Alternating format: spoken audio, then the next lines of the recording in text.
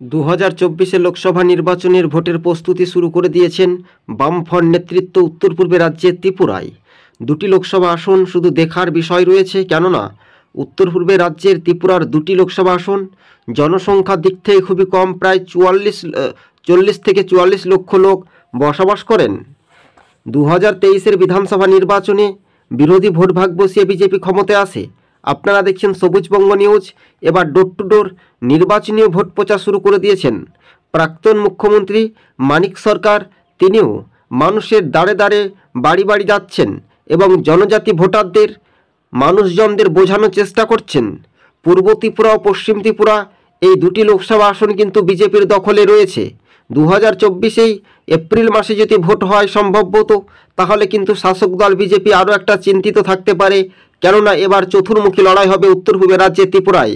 এটা এখন দেখার বিষয় রয়েছে। ত্রিপুরার আইনের শাসন এবং বিভিন্ন কার্যের শাসকের দুর্নীতির বিরুদ্ধেও কিন্তু ভোটাররা কতটা প্রভাব পড়বে, না ভয় ভীতুর কারণে শাসক দল বিজেপিকে ভোট দিবে, এটাও একটা দেখার বিষয় রয়েছে। সব জল্পনা কল্পনার অবসান ঘটিয়ে বাস্তবের রূপরেখা মানচিত্র কতদূর পর্যন্ত এগিয়ে যাবে উত্তর পূর্ব রাজ্যে ত্রিপুরার দুটি লোকসভা আসন, শুধু এটাই দেখার বিষয়। তবে জনমত সমীক্ষার ইঙ্গিতে বলছে মানুষ আদতে কি ভোট দিতে পারবে।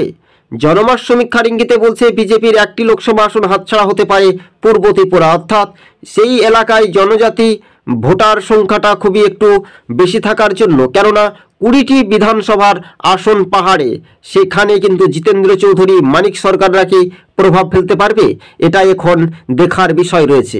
8 থেকে 80 ভোটারদের মুখেই একটাই হাসি ফুটবে তো আগামী দিন বিধানসভার যে নির্বাচন হয়েছিল, কিন্তু লোকসভা ভোট 24 এটা এখন দেখার বিষয়।